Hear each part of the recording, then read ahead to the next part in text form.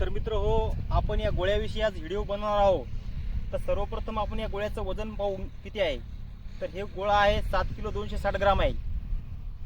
तर तुम्ही हे वर्तुळाचं त्रिज्या पाहू शकता.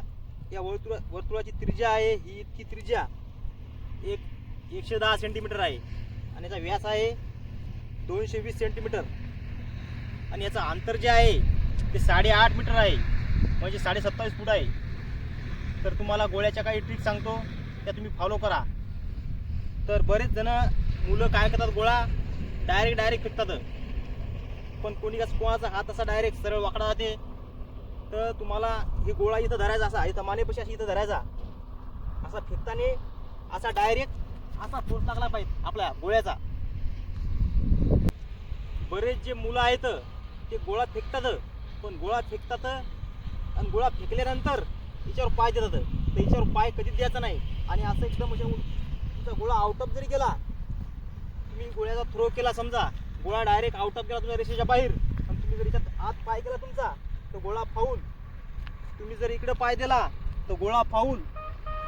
तुम्ही जर इकडे पाय दिला गोळा फेकल्यानंतर तर गोळा फाऊल. गोळा आपण जसा फेकला तसा सरळ इकडं मागं यायचा असं, आणि इथून डायरेक्ट एकटं इथून जाऊ शकता तुम्ही, नाही तर इथून जाऊ शकता तुम्ही. तर हो, तुम्हाला सर्वप्रथम गोळा फेकण्याच्या अगोदर 2 वॉर्मअप सांगतो मी तुम्हाला. तर पहिला वॉर्मअप आहे असा गोळा असा करायचा,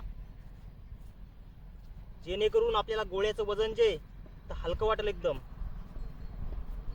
तर ग्राउंडवर गेल्या अगोदर हे गोळ्याचे 2-4 वॉर्मअप करायचे.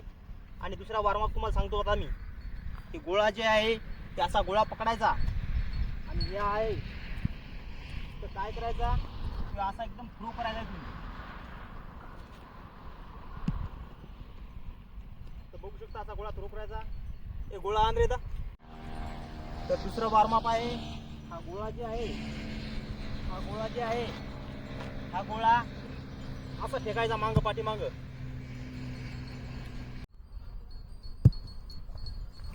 तर मित्र हो, बरेच जण गोळा काही इथं पकडतात, तर काही जण असे पकडतात. तर आपण जे आहे त्याच्यावर गोळा पकडायचा आहे, जेणेकरून आपला थ्रो जे आहे तर एकदम ताकद लागेल अशी आहे. तर एकदम असा ताकद अशी पूर्ण लागली पाहिजे तशी. ज्याचं पण वजन 50 किलोच्या वरी आहे तो गोळा आउट ऑफ फेकू शकतो. आणि गोळा एकदम असा वरी थ्रो करायची गोळ्याची, अशी गोळ्याची थ्रो करायची वरी.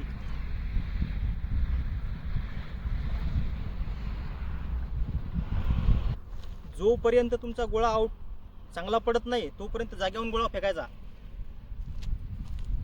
तर काय करायचं, हे जे आहे असा फोर्स लागला पाहिजे डायरेक्ट.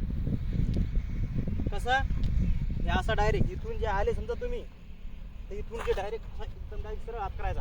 हात पाय पुढे जाऊ द्यायचा नाही. डबल सांगतोय दा, असं जायचं असं डायरेक्ट.